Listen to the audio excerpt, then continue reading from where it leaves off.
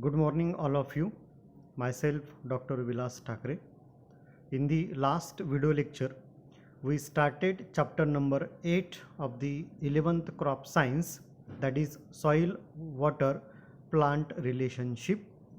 This is video lecture number 2, and the remaining part of the chapter we will continue in this lecture.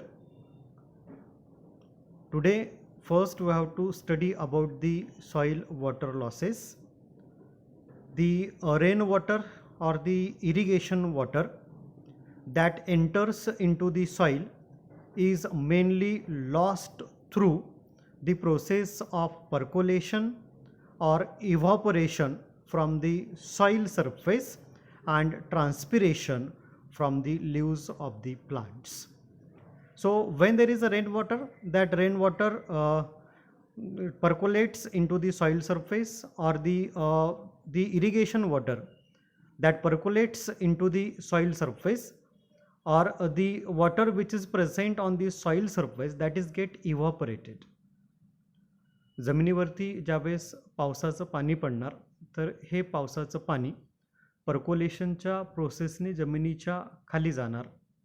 आपण percolation last लेक्चरमध्ये study केलं होतं की gravitational फोर्समुळे पावसाचं पाणी किंवा आपण पिकांना जे पाणी देतो ज्याला आपण इरिगेशन वॉटर असं म्हणतो, तर ते इरिगेशन वॉटर किंवा पावसाचं पाणी हे ग्रॅव्हिटेशनल फोर्समुळे किंवा गुरुत्वाकर्षणामुळे जमिनीच्या खाली जाणार आणि या प्रोसेसला आपण काय म्हणतो, पर्कोलेशन.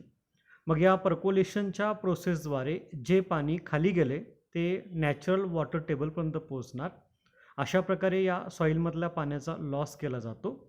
किंवा जमिनीवरती जे पाणी आहे हे डायरेक्टली सनलाईटच्या कॉन्टॅक्टमध्ये येणार आणि सनलाईटच्या कॉन्टॅक्टमध्ये आल्यानंतर त्या पाण्याची वाफ होते.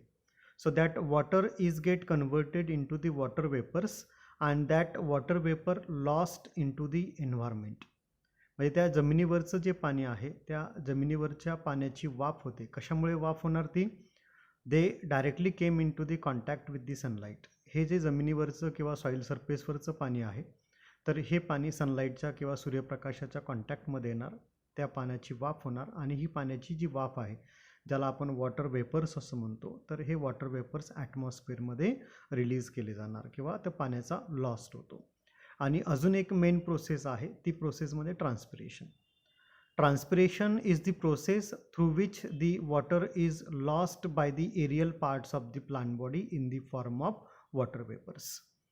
In the last lecture, we studied that if a plant absorbs 100% of water from the soil surface, out of that 100%, they utilize only 2% water for the photosynthesis, and remaining 98% of water is lost through the aerial parts of the plant body in the form of water vapors through the process of transpiration.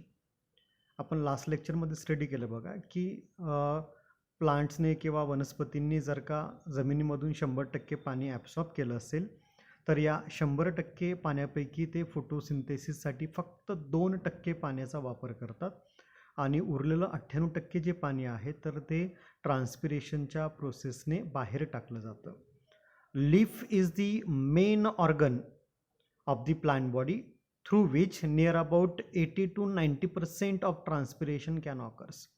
Leaves consist of the stomata on both surface, upper surface as well as the lower surface. पानांद्वारे aerial part जे आहेत ना वनस्पतींचे, त्यांच्यामधले जे पानं आहेत या पानांच्या दोन्ही सरफेसवरती छोटे छोटे छिद्र असतात ज्याला आपण स्टोमाटा असं म्हणतो. आणि या स्टोमाटाद्वारे जो पाण्याचा लॉस होतो ज्याला आपण स्टोमाटल ट्रान्सपिरेशन असं म्हणतो. आणि जवळपास 80 ते 90% पाण्याचा लॉस जो आहे तर हा त्या स्टोमाटल ट्रान्सपिरेशन म्हणून होत असतो. तर आपल्याला या प्रोसेस बघायच्या आहेत की ज्या प्रोसेसद्वारे जमिनीमधलं जे पाणी आहे तर याचा लॉस होतो, that is soil water losses. So first process we have to study, that is the percolation losses. आता आपल्याला माहिती की पर्कोलेशन काय आहे, की ज्यावेळेस पावसाचं पाणी जमिनीवरती पडणार किंवा आपण शेतीमध्ये ज्यावेळेस पाणी दिलं पिकांना तर ते इरिगेशन वॉटर जे आहे तर हे जमिनीच्या खाली जाणार डाऊनवर्ड डायरेक्शनने आणि जमिनीच्या खाली ते नॅचरल वॉटर टेबलपर्यंत जाणार आणि यालाच आपण काय म्हणतो, पर्कोलेशन असं म्हणतो. So when rainfall is high than water holding capacity of the soil, The losses due to percolation are very great, and such losses are rapid when soils are having the larger pores as in the sandy soil. ज्यावेळेस पावसाचं प्रमाण हे जास्त असेल, rainfall हा जास्त असेल किंवा पावसाचं प्रमाण हे जास्त असेल than the water holding capacity of the soil, म्हणजे जमिनीची किंवा त्या मातीची पाणी धरून ठेवण्याची क्षमता आहे, ज्याला आपण वॉटर होल्डिंग कॅपॅसिटी असं म्हणतो. तर वॉटर होल्डिंग कॅपॅसिटीपेक्षा ज्यावेळेस पावसाचं प्रमाण जास्त होणार किंवा इरिगेशन वॉटरचं प्रमाण जास्त होणार, तर त्यावेळेस पर्कोलेशनच्या प्रोसेसने पाण्याचा लॉस होणार किंवा वॉटर लॉस जो असेल हा कॅरी आऊट केला जाणार, आणि त्यावेळेस हा पर्कोलेशन लॉस जो का असेल तर हा जास्त प्रमाणामध्ये असणार. ओके. पण ज्यावेळेस त्या मातीमध्ये किंवा त्या सॉईल सरफेसमध्ये खूप सारे पोर्स असणार, ज्याला आपण मॅक्रो पोर्स असं म्हणतो, म्हणजे मोठे मोठे ज्यावेळेस छिद्र त्या मातीमध्ये जास्त असणार. फॉर एक्झाम्पल सँडी सॉईल जे आहे तर त्याच्यामध्ये खूप सारे छिद्र आपल्याला बघायला मिळतात, तर त्यावेळेस ही पर्कोलेशनची प्रोसेस खूप फास्ट होते, त्याला आपण रॅपिड असं म्हणतो. रॅपिड म्हणजे काय? Fast. So when that rainfall is hi than the water holding capacity of the soil, then that water percolates into the soil, and due to the gravitational force it goes downwards into the soil surface up to the natural water table. म्हणजे ज्यावेळेस पावसाचं प्रमाण जास्त आहे, म्हणजे रेनफॉलमधून येणारं पाण्याचं प्रमाण असू द्या किंवा आपण पिकांना पाणी दिलेलं इरिगेशन वॉटर याचं प्रमाण जास्त असू द्या, तर त्यावेळेस पर्कोलेशनद्वारे पाण्याचा लॉस केला जातो. किंवा ज्यावेळेस सॉईल सरफेसमध्ये किंवा मातीमध्ये खूप सारे मॅक्रो पोर्स असतील, त्याला आपण लार्जर पोर्स, मोठे छिद्र ज्यावेळेस त्या ठिकाणी जास्त असतील, तर अशा वेळेस पाण्याचा जो प्रवाह आहे, लॉस होण्याचा पाण्याचा जो लॉस होईल किंवा पर्कोलेशनद्वारे जो लॉस होतो हा जास्त प्रमाणामध्ये असतो किंवा खूप फास्ट असतो, ज्याला आपण रॅपिड प्रोसेस असं म्हणतो. So that water loss is very rapid when soils are having the larger pores as we seen in the sandy soil. Okay, so this water loss goes deep into the soil. हा जो water loss आहे हा जमिनीच्या खूप खोलवर जातो, जिथे natural water table आहे तिथपर्यंत हा पाण्याचा लॉस जो आहे तो आपल्याला बघायला मिळतो. and there is also heavy loss of the plant nutrients along with it resulting in the acidic soil. आता आपण ग्रॅव्हिटेशनल वॉटर बघितलं होतं बघा, की ज्यावेळेस ग्रॅव्हिटेशनल फोर्सद्वारे पाणी हे जमिनीच्या खाली जातं, तर त्या पाण्यामध्ये काही न्यूट्रिएंट्स हे डिझॉल्व्ड असतात. मग त्याच्यामध्ये मिनरल्स असतील किंवा कॅल्शियम असेल किंवा इतर न्यूट्रिएंट्स जे का असतात, तर हे पाण्यामध्ये डिझॉल्व्ड असतात, पाण्यामध्ये मिक्स झालेले असतात. आणि ज्यावेळेस हे पाणी जमिनीच्या खूप खोलपर्यंत जाणार, तर त्यावेळेस हे न्यूट्रिएंटसुद्धा त्या पाण्यासोबत त्या नॅचरल वॉटर टेबलपर्यंत जाणार किंवा ते खूप खोलपर्यंत जाणार. आणि हे जे न्यूट्रिएंट्स आहेत they are out of the reach of the roots of the plant body, आणि मग तिथपर्यंत प्लांटचे रूट्स जे आहेत तर हे पोचू शकत नाहीत. आणि ज्यावेळेस हा लॉस होतो न्यूट्रिएंटचा along with the dissolved water, that will make the acidic soil. अशा वेळेस जी सॉईल आहे तर ही सॉईल काय होणार? ॲसिडिक होणार. आता pH, जर आपण pH बघितला, सॉईलचं पण pH असतो आणि पाण्याचं पण pH असतो. तर pH का असतो? This is the negative logarithm base 10 into the hydrogen ion concentration. आणि pH स्केल जी का असते that started from 0 to 14. pH scale ही 0 ते 14 इतकी pH स्केल असते. ज्यावेळेस pH हा 0 to 7 असतो, म्हणजे 0 ते 7 पर्यंत असतो, याला आपण ॲसिडिक pH असं म्हणतो. आणि ज्यावेळेस pH हा 7 असेल, मग तो वॉटरचा असेल किंवा एखाद्या सॉईल सॅम्पलचा असेल, तर त्याला आपण न्यूट्रल pH असं म्हणतो. आणि ज्यावेळेस आपण 7 पासून पुढे जातो, 8, 9, 10, 11, 12, 13, 14 पर्यंत, तर त्यावेळेस हा pH जो असतो याला आपण बेसिक pH असं म्हणतो किंवा यालाच आपण अल्कलाईन pH असं म्हणतोय. Okay, so pH range starting from 0 to 14, 0 to 7 that is the acidic pH, 7 is the neutral pH, and 7 to 14 is the basic pH or the alkaline pH. Okay, so when that nutrients dissolved into the water and through the percolation, when that water goes deep into the soil, that will make the soil acidic.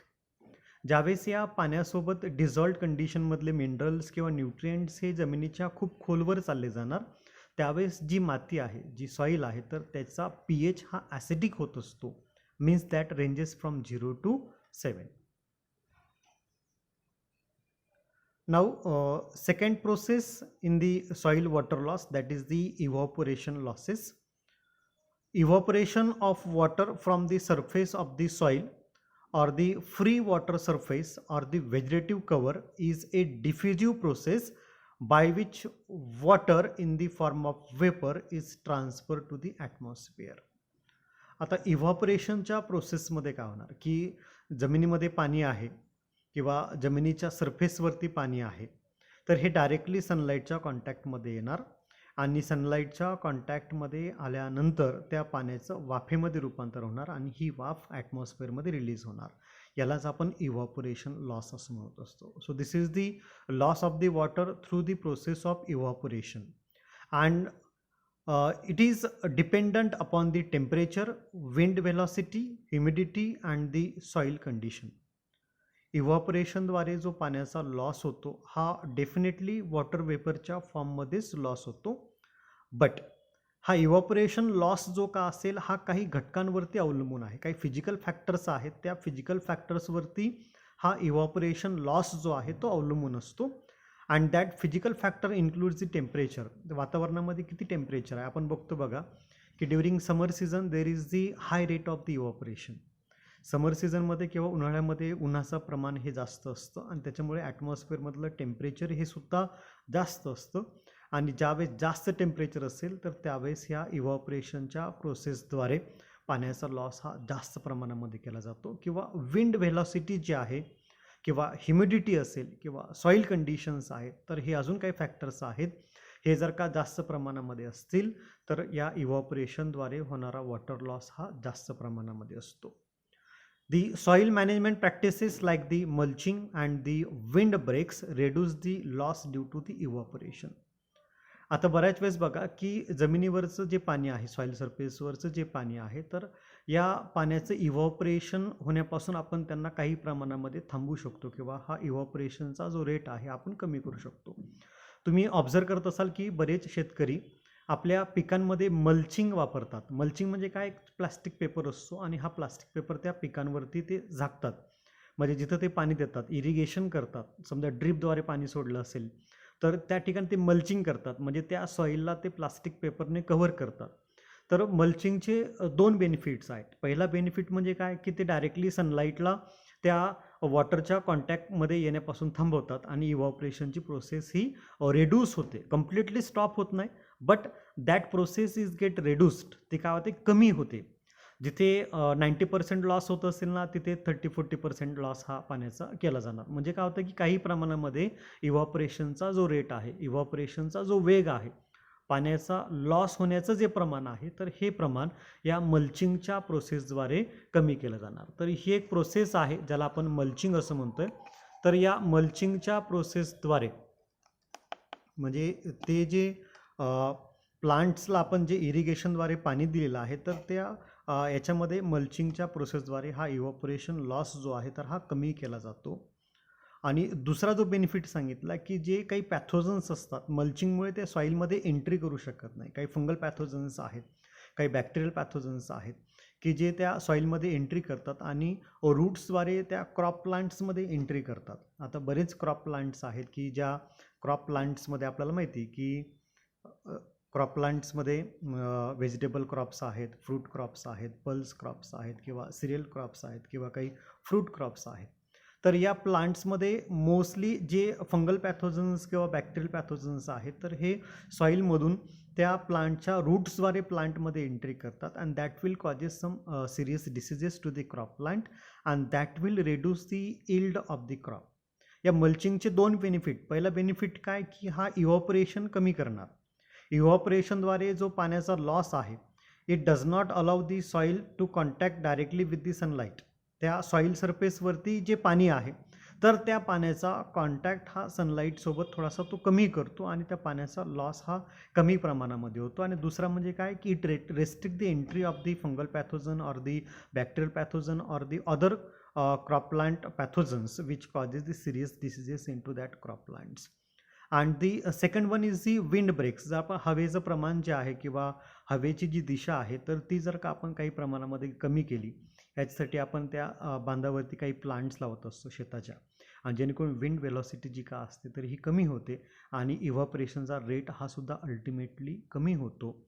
So अशा प्रकारे आपण त्या प्रॅक्टिसेसद्वारे, mulching असेल किंवा wind breaks असेल, या प्रॅक्टिसेसद्वारे किंवा या उपायाद्वारे आपण इव्हॅपोरेशनचा जो वॉटर लॉस आहे हा कमी करू शकतो. Okay, so the soil management practices like the mulching and the wind breaks reduce the losses due to the evaporation.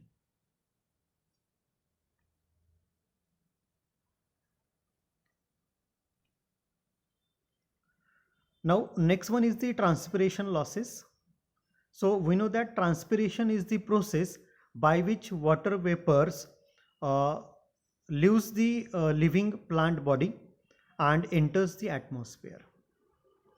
आता बघा, आपल्याला माहिती आहे की जे पाणी सॉइल सरफेसवरती प्रेझेंट आहे, the water which is present in the river or the water which is present in the lake or the water which is present in the ocean, that directly comes in the contact with the sunlight and that water get converted into the vapor form and that vapors are lost into the atmosphere. Okay, that is the evaporation. But what is about the water which is present below the soil surface? Okay, so the water comes from the rainfall or the irrigation water that enters into the soil surface, and now the water which is present below the soil surface is absorbed by the roots of the plant body and that water is transported from roots to different aerial parts of the plant body.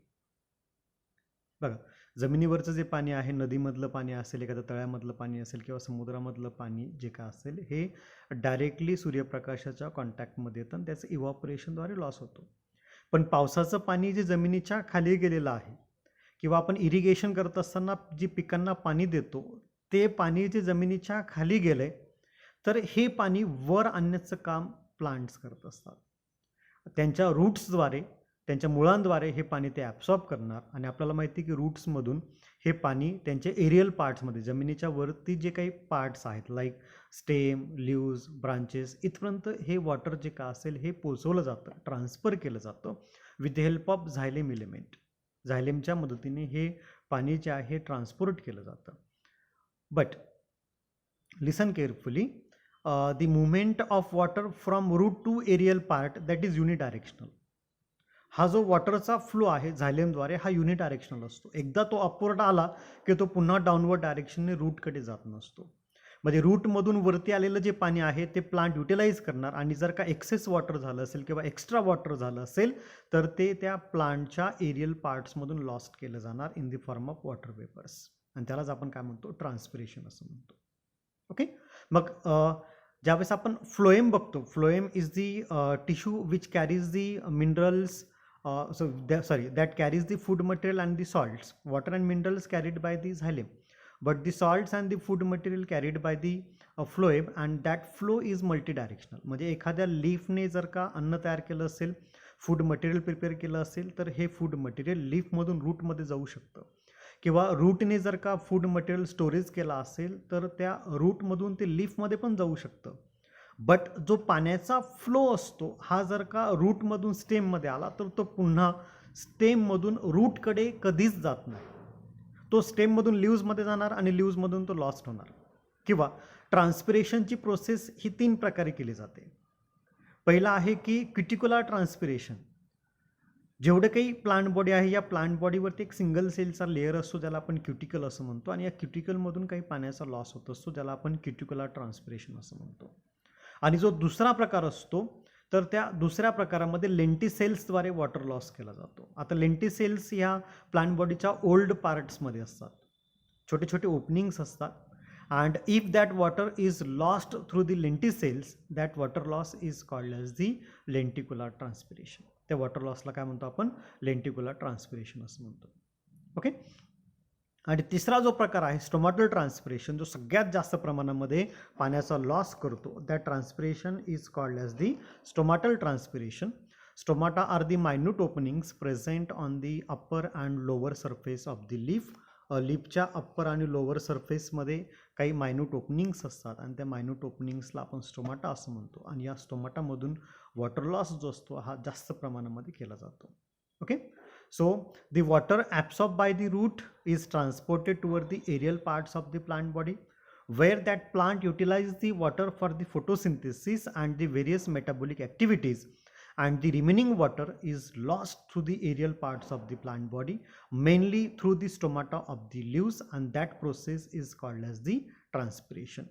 So the transpiration or the loss of the water through the transpiration is in the form of vapors. Water वेपर्सच्या फॉर्ममध्ये हा पाण्याचा loss जो आहे तर हा carry out केला जातो, and it is dependent on the temperature, humidity, wind velocity, moisture content of the soil and the internal characteristics of the plant body. तुम्ही बऱ्याच वेळेस ऑब्झर्व केलं असेल की उन्हाळ्यामध्ये बरेच प्लांट्सचे स्वतःचे लीव्स खाली काढून टाकतात. कशासाठी? To reduce the rate of transpiration. आपल्याला माहिती आहे की उन्हाळ्यामध्ये टेम्परेचर हे खूप जास्त असतं, समर सीझनमध्ये टेम्परेचर हे खूप जास्त असतं, आणि टेम्परेचर का जास्त असेल तर पाण्याचा लॉस हा जास्त प्रमाणामध्ये केला जातो. And to survive in the environment or to reduce the process of transpiration or the water loss through the transpiration, they drop their leaves into the summer season. जे डेसिडियस प्लांट आहेत तर हे deciduous plant, ज्याला आपण पानझडी वने असं म्हणतो, तर हे डेसिडियस प्लांट जे असतात तर हे समर सीझनमध्ये त्यांचे लीव्स हे खाली ड्रॉप करतात, खाली गाळून टाकतात, जेणेकरून ट्रान्सपिरेशनद्वारे होणारा वॉटर लॉस हा कमी केला जातो.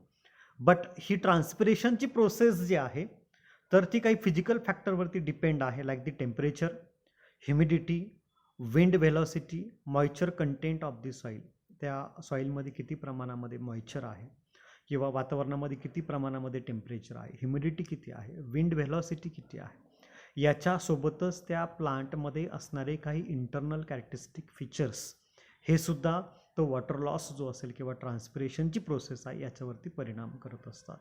Okay, and transpiration helps the distribution of the water throughout the plant body. ट्रान्सपिरेशनची जी प्रोसेस आहे तर या प्रोसेसद्वारे वॉटर जे आहे सॉईलमधून ॲब्सॉर्ब केलं जातं by the process of passive absorption. Water ॲब्सॉर्प्शनचे दोन प्रकार आहेत, ॲक्टिव्ह ॲब्सॉर्प्शन आणि passive absorption. Active absorption requires the use of metabolic energy, म्हणजे अगेन्स्ट दी कॉन्सन्ट्रेशन ग्रॅडियंट ते वॉटर सॉईलमधून ॲब्सॉर्ब करतात, आणि त्यावेळेस ज्यावेळेस against the concentration gradient water absorb करायचं असेल तर त्यावेळेस मेटाबॉलिक एनर्जीची गरज पडते, आणि ही जी मेटाबॉलिक एनर्जी आहे तर ही ATPच्या फॉर्ममध्ये युटिलाइज केली जाते, आणि अशा वेळेस एनर्जीचा यूज करून वॉटरचं ॲब्सॉर्प्शन केलं जातं. That absorption is called as the active absorption. But ट्रान्सपिरेशनद्वारे एक प्रेशर क्रिएट केला जातो, रूट प्रेशर क्रिएट होतो, आणि ज्यावेळेस वॉटर लॉस लीफमधून होतो दॅट क्रिएट. आता बघा लीफचं जर स्ट्रक्चर बघितलं आपण तर लीफमध्ये एक लॅमिना असतो. This is the structure of the leaf. आता हे लीफचं एक स्ट्रक्चर बघा, तर याच्यामध्ये बघा हा जो एंटायर पोर्शन आपल्याला दिसतोय, this entire portion, this is the leaf lamina. हा काय लीफ लॅमिना आहे, आणि या लीफ लॅमिनामध्ये आपल्याला एक मिडरिब दिसते. This is called as the midrib or the vein, आणि या व्हेनला अशा ब्रांचिंग्स असतात ज्यांना आपण काय म्हणतो व्हेनलेट्स असं म्हणतो. आणि ही जी मिडरिब आहे ही कंटिन्यू असते कुठे? या पेट्युअलमध्ये. Actually petiole continues in to the midrib. Petiole is the stalk of the leaf. हा पेट्युअल म्हणजे काय? लीफचा स्टॉक आहे. मग सपोज हे लीव्ज आहेत, या लीव्जमधून वॉटर लॉस झाला की या ठिकाणी प्रेशर क्रिएट होतो, आणि मग ह्या व्हेनलेट्स ज्या काय असतात ह्या व्हेनलेट्स या व्हेनकडे वॉटरची डिमांड करतात. आता व्हेनकडे जर वॉटर नसेल, मिडरिबकडे वॉटर नसेल, तर ही मिडरिब या पेट्युअलकडे म्हणजे पाण्याचा जो देठ आहे त्याच्याकडे पाण्याची डिमांड करणार, आणि हा पेट्युअल जो का असेल हा स्टेम किंवा ब्रांचकडे त्या पाण्याची डिमांड करतो. आणि मग जर का स्टेममध्ये वॉटर नसेल तर हा स्टेम या रूटमध्ये पाण्याची डिमांड करणार, आणि मग रूट काय करतो? या सॉईल सरफेसमधलं जे वॉटर आहे तर हे वॉटर काय करणार? ॲब्सॉर्ब करणार. म्हणजे या ठिकाणी एक काय तयार होतोय?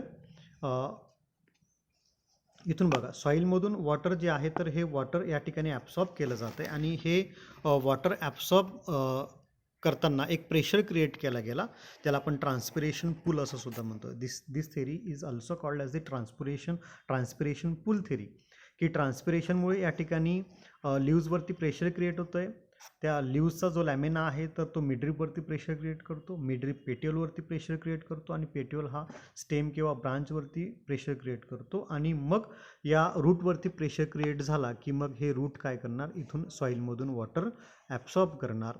हा ॲब्सॉर्प्शन जो का असेल, हे जे ॲब्सॉर्प्शन आहे याला आपण पॅसिव्ह ॲब्सॉर्प्शन असं म्हणतो. This is due to the transpiration pull and this water is passively absorbed by the roots from the soil and then that is transported आणि मग तो काय होणार, ट्रान्सपोर्ट केला जाणार through the aerial towards the aerial parts of the plant body.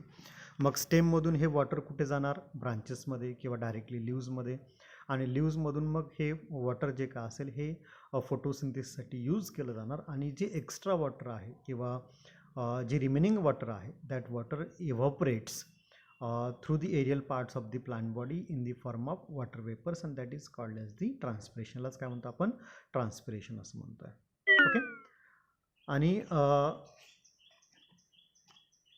काही प्लांट्समध्ये guttation ही process केली जाते, तिथे सुद्धा वॉटर लॉस आपल्याला बघायला मिळतो. Guttation, loss of the water in the form of water droplets or in the form of liquid, that is called as guttation.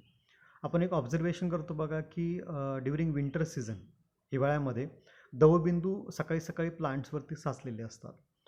Already during winter season there is a low temperature in to the atmosphere.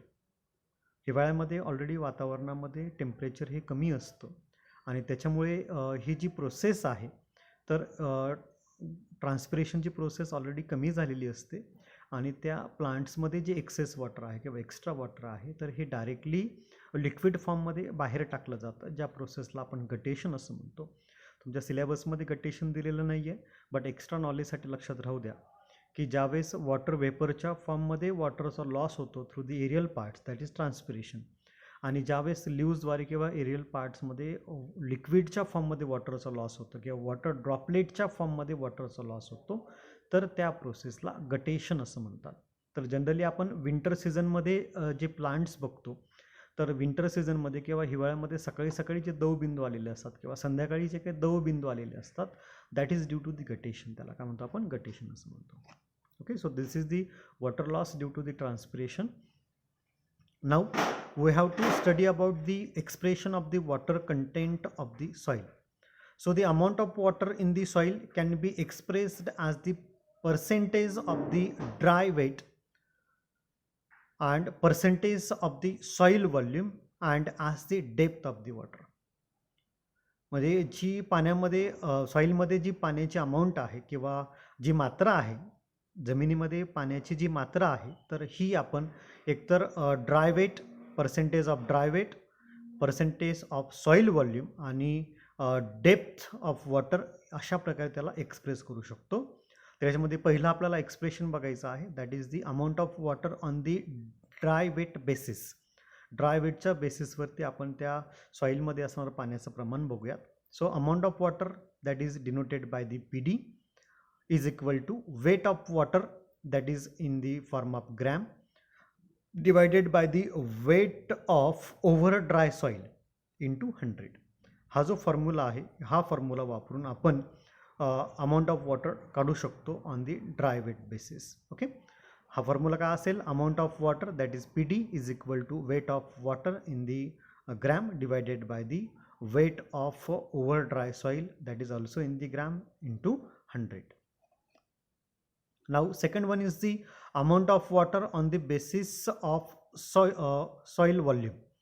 Soil व्हॉल्यूमच्या बेसिसवरती expression जे का असेल हे expression आपण लिहित असताना किंवा एक्सप्रेस करत असताना अमाऊंट ऑफ वॉटर या ठिकाणी आपण PV हा वर्ड वापरला आहे. कोणता, PV is equal to weight of water that is also in the gram divided by the weight of dry soil that is also in the gram into 100 into BD where BD means the bulk density.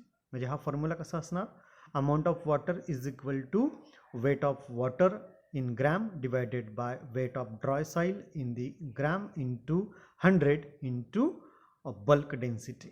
आणि तिसरा जो प्रकार आहे that is the amount of water in the soil on the depth basis and that can be expressed as amount of water is equal to PD into BD P D म्हणजेच काय, amount of water जी बघितली आपण, into बी D. बी D means काय असणार, bulk density into depth of the soil. Okay, so P V into D divided by 100 and where d represent the depth of the soil in the centimeter. So in this way we can express the amount of water in the soil on the basis of depth or on the basis of the soil volume. Then third, we have to study about the measurement of the soil moisture. So we know that soil consists of the moisture and we have to measure that moisture content of the soil. आपल्याला त्या मातीमध्ये किती प्रमाणामध्ये ओलावा आहे किंवा किती प्रमाणामध्ये मॉइश्चर आहे तर हे आपल्याला मोजायचं आहे किंवा काउंट करायचं आहे. तर हे जे मेजरमेंट आहे, so that soil moisture is estimated by both direct and the indirect method. तर हे जे मेजरमेंट आहे हे मेजरमेंट आपण दोन प्रकारे करू शकतो. एक डायरेक्ट मेथड आहे आणि दुसरी जी आहे त्याला आपण इनडायरेक्ट मेथड असं म्हणतो. So the direct method involves the determination of water in the soil, while the indirect method estimates the amount of water through the properties of the soil. आता direct methods आणि indirect methods मधला difference लक्षात घ्या. आपण ज्यावेळेस सॉइलमधलं moisture content count करतोय, त्याला major करतोय, ते मोजतोय, तर त्यावेळेस डायरेक्ट मेथड जी का असेल तर या डायरेक्ट मेथडमध्ये आपण त्या सॉइलमध्ये पाण्याचं किती प्रमाण आहे हे आपण डायरेक्टली काउंट करणार, त्याला आपण डायरेक्ट मेथड असं म्हणतो. आणि जी इनडायरेक्ट मेथड आहे तर त्या इनडायरेक्ट मेथडमध्ये मात्र आपण एस्टिमेट करतो. We have to estimate the amount of water through the properties of the soil. सॉईलच्या ज्या काही प्रॉपर्टीज आहेत तर त्या सॉईलच्या प्रॉपर्टीजचा अभ्यास करून किंवा त्याचा आपण विचार करून त्या सॉईलमधलं जे पाणी आहे ते काउंट करतो. That method is called as the indirect method. Okay, so in direct method the moisture is estimated gravimetrically, that is by the gravimetric method. Second one is the alcohol burning method. Third one is the hot air drying method. Fourth one is the gypsum sorption plugs, and fifth one is the infrared balance. So we have to study one by one direct method as well as the indirect method. So the first direct method to measure the soil moisture is the gravimetric method. So this method, during this method, the known volume of the soil samples are taken from the field. They are wetted and then dried in an oven for the 24 hours and at an average temperature of 105 degrees Celsius.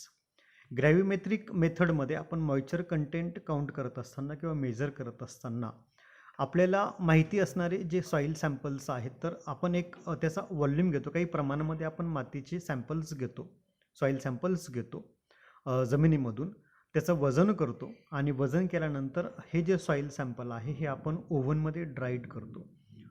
ओव्हनमध्ये आपण त्याला 24 तास ठेवणार आणि त्याचं average temperature आपण maintain करणार 105 degree Celsius. After dried, the samples will be taken out from the oven and wetted again. म्हणजे बघा, हे सॉईल सॅम्पल ओव्हनमध्ये आपण ज्यावेळेस ठेवतो तर ठेवण्याच्या अगोदर आपण त्याचं वजन केलं आहे, आपण त्याला ओव्हनमध्ये 24 तास ठेवलं आहे, त्याला आपण 105 डिग्री सेल्सिअस एवढं टेम्परेचर प्रोव्हाइड केलं आहे आणि त्याला ड्राय केलं आहे. म्हणजे आपण जे सॉईल सॅम्पल घेतलं त्याच्यामध्ये ऑलरेडी मॉइश्चर आहे, सॉईल सॅम्पल हे ओले आहेत किंवा मॉइश्चर त्यांच्यामध्ये आहे. तर मॉइश्चर असताना आपण सॉईल सॅम्पल्स हे काउंट केलेत, मोजून घेतले, त्याचं वजन केलं आहे आणि त्याच्यानंतर आपण त्याला 24 तासामध्ये 105 डिग्री सेल्सिअस एवढं तापमान त्याला आपण दिलं आहे आणि त्याच्यानंतर ते सॉईल सॅम्पल ड्राय झालं आहे. After dried the samples will be taken out from the oven and weighted again. आपण 24 तासानंतर ते ड्राय केलेलं सॉईल सॅम्पल बाहेर काढणार आणि पुन्हा त्याचं वजन करणार.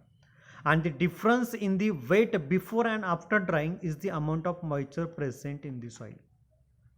मग बघा, आपण सुरुवातीला जे वजन केलं आहे मातीचं म्हणजे ड्राय करण्याचं अगोदरचं आणि 24 तासानंतर 105 डिग्री सेल्सिअस तापमान प्रोव्हाइड केल्यानंतर जे मातीचं वजन आलं आहे ते आपण त्याच्यातून मायनस करणार आणि जे आपल्याला आन्सर मिळणार तर ते त्या मातीमधलं मॉइश्चर कंटेंट असणार. आलं लक्षात? So the difference in the weight before and after drying is the amount of moisture present in that soil. म्हणजे आपण वजन केलेलं आहे ड्राय करायचं अगोदर जे वजन आहे ते वजन त्या वजनामधून माती ड्राय केल्यानंतर जे वजन असेल ते मायनस करायचं तर आपल्याला त्याचं मॉइश्चर कंटेंट हे मिळणार. And that will be expressed as M is equal to म्हणजे moisture is equal to moisture of the wet soil minus by the moisture of the dry soil divided by the m dry म्हणजे moisture of the dry soil into 100.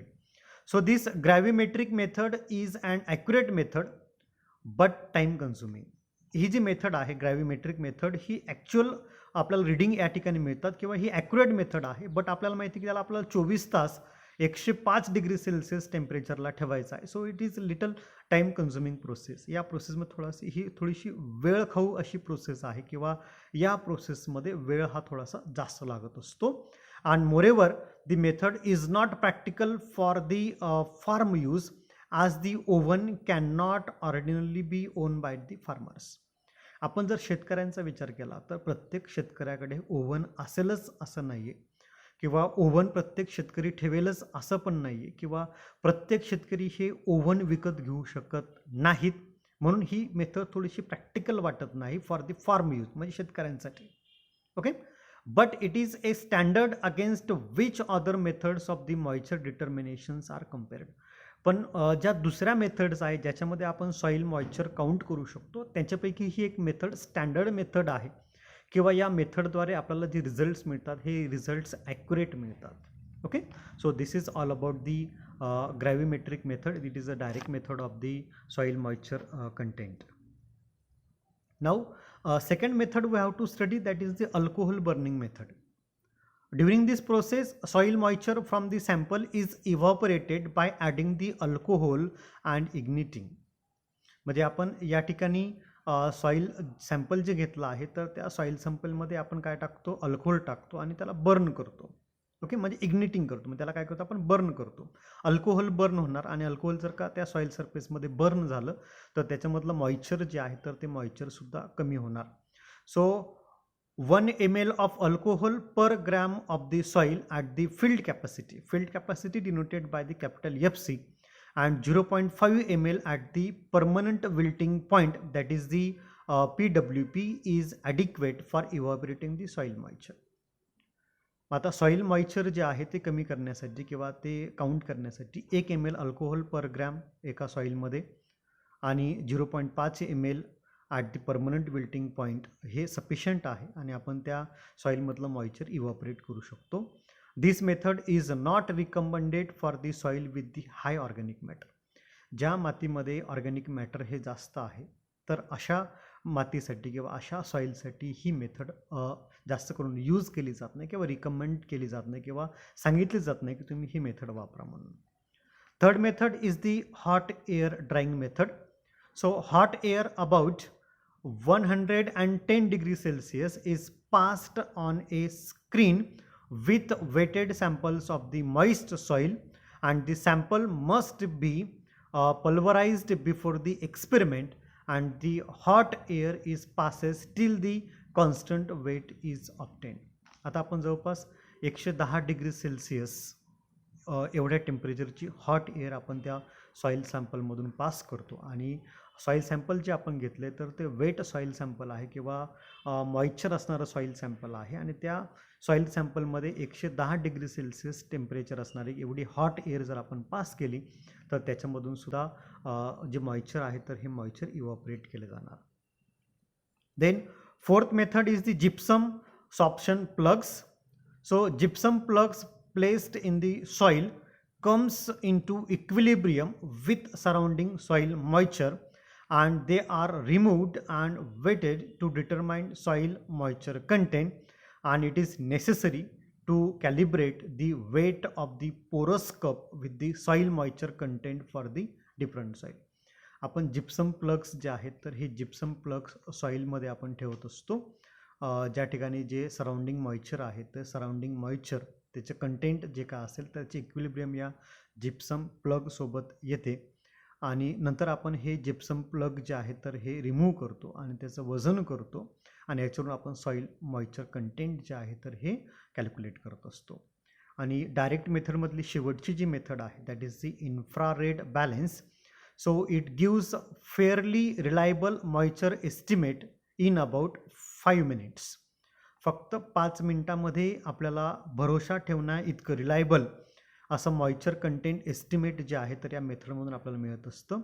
It consist of A 250 watt infrared lamp and the auto transformers, all housed in an aluminum cabinet, and the radiation emitted by the infrared lamp quickly vaporize the soil moisture and the instrument is directly calibrated in the percentage moisture.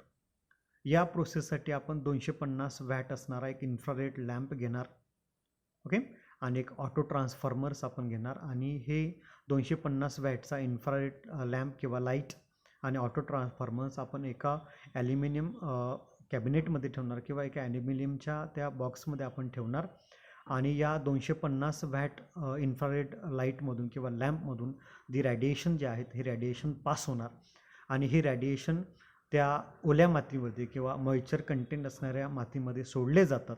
आणि हे जे infrared रॅडिएशन्स 250 वॅटच्या लॅम्पमधून किंवा लाईटमधून release केले जाणार तर ते quickly soil moisture content जे आहे ते रिड्यूस करणार आणि मग आपण त्याच्यावरून सॉईल मॉइश्चर कंटेंट जे आहे ते काउंट करत असतो.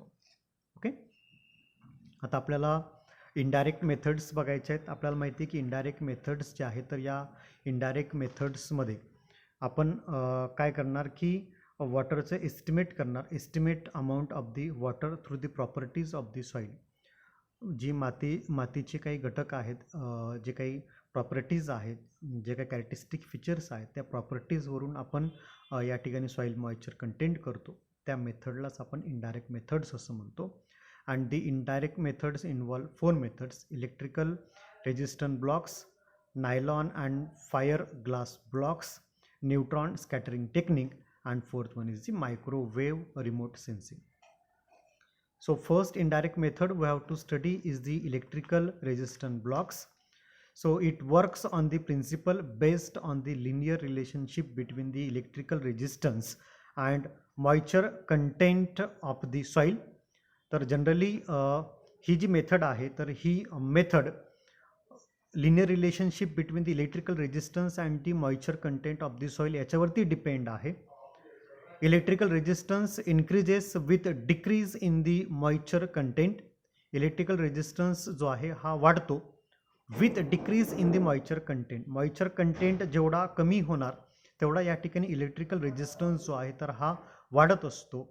And the electrodes in the blocks are connected to a conductance meter for measuring the electrical resistance or the conductance. Electrodes जे आहेत त्या ब्लॉक्समध्ये कनेक्टेड केले जातात टू दी कंडक्टन्स मीटर आणि याच्याद्वारे इलेक्ट्रिकल रेजिस्टन्स किंवा कंडक्टन्स जो असतो तर हा मोजला जातो. Then the blocks are buried at and appropriate depth at the certain distance. हे जे ब्लॉक्स आहेत तर हे ब्लॉक्स जमिनीमध्ये पुरले जातात. काही ठराविक अंतरापर्यंत ते खाली जमिनीमध्ये पुरले जातात. And after some time equilibrium is reached. ज्यावेळेस इक्विलिब्रियम त्या ठिकाणी येणार. As the soil moisture increases or decreases, the water content of the block also increases or the decreases. And higher the water content, higher is the conductivity.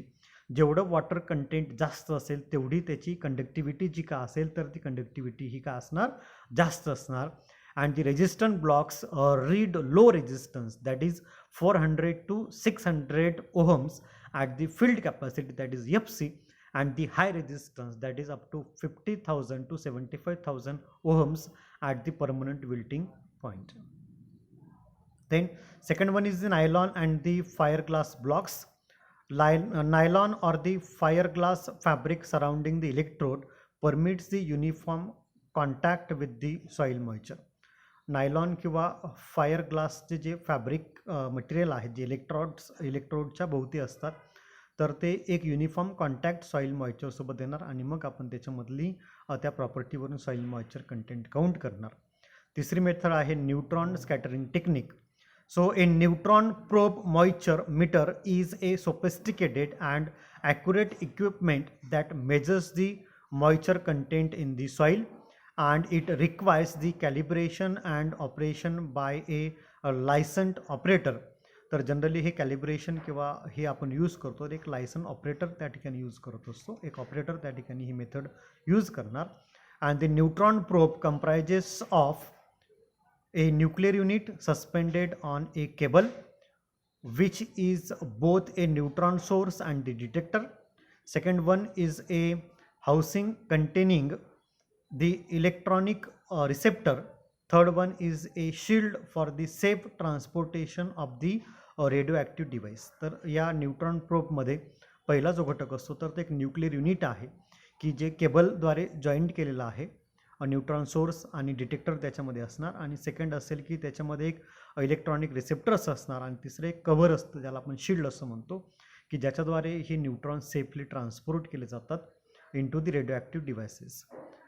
Then the nuclear unit is lower down a stopped aluminum access tube to set the depth intervals, and the neutron source starts scattering fast neutrons which are deflected by the hydrogen, most commonly water, and are slowed. तर हे neutron soil सरफेसमध्ये scattered होणार, आणि soil सरफेसमध्ये जे water आहे, ज्या पाण्यामध्ये hydrogen ions असतात, तर त्याला ते डिफ्लेक्ट करणार, आणि अशा प्रकारे वॉटर कंटेंट जे आहे ते सॉइलमधलं काउंट केलं जातं. And the source also 3 detect and counts the returning slow neutrons, and the amount of the deflection is directly related to the soil moisture into the content. And the fourth method is the microwave remote sensing. So microwave remote sensing provides a unique capability for the direct observation of the soil moisture. Remote measurements from the space afford the possibility of obtaining frequent global sampling of the soil moisture over a large fraction of the earth and the earth's land surface. So generally या ठिकाणी जे microwave remote sensing technique आहे, तर ही technique आपल्याला एक capability provide करते direct observation of the soil moisture. याच्याद्वारे आपण सॉईलमध्ये जे मॉइश्चर कंटेंट आहे हे डायरेक्टली काउंट करू शकतो.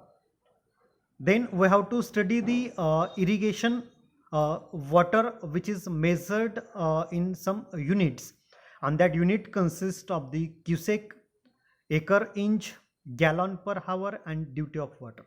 So what is a cubic? So that irrigation water can be measured in the cubic. So it is the quantity of the water flowing at the rate of 1 cubic feet per second. म्हणजे आपण जे पिकांना पाणी देतो तर ते पाणी आपल्याला मोजायचं आहे, आणि हे मोजण्यासाठी आपण पहिलं युनिट जे वापरलं तर ते कुठलं आहे, क्युसेक आहे. So it is the quantity of water flowing at the rate of 1 cubic feet per second. Okay, पाण्याचा जो फ्लो आहे तर हा फ्लो किती, 1 क्युबिक फीट पर सेकंड, याला आपण क्युसेक असं म्हणत असतो. दुसरा जो प्रकार आहे मेजरिंगचा, that is the acre inch. It is the quantity of water that will cover 1 acre of the surface 1 inch deep. तर हा जनरली हे पाण्याचं प्रमाण आहे, that will cover the 1 acre of the surface. 1 acre surface त्या ठिकाणी cover होत असतो, आणि 1 इंच डीप आपण त्याच्यामध्ये पाण्याचं काउंट करत असतो. तिसरं जे मेजरिंग युनिट आहे that is the gallon per hour. A gallon of water weight 10 LBS, and this is express in the case of low quantity of water supply. ज्यावेळेस पाण्याचं प्रमाण, कमी पाण्याचं प्रमाण सप्लाय होत असेल त्यावेळेस आपण गॅलॉन पर हावर हे युनिट या ठिकाणी पाण्याचं काउंट करण्यासाठी यूज करतो, इरिगेशन वॉटर काउंट करण्यासाठी यूज करत असतो. And fourth one is the duty of the water. It denotes the number of acres covered by 1 cusec of water flowing continuously throughout the growing season of the crop. एका क्रॉपचा, एका पिकाचा जो growing season आहे, 3 महिने असेल, 4 महिने असेल, तर एका एकरमध्ये किती पाण्याचा प्रवाह केला जातो, किती क्युसेक पाणी एका एकरला कव्हर करतंय, तर त्याच्यावरती हा ड्युटी ऑफ वॉटर काउंट केला जातो. So it denotes the number of acres covered by the 1 cusec of the water. किती एकर एका क्युसेकने त्या पाण्याचा कव्हर केला आहे याच्यानुसार आपण हा ड्युटी ऑफ वॉटर काउंट करत असतो. So this is all about the today's lecture. The remaining part of the chapter we will continue into the next lecture. Thank you so much for your patience listening. Thank you.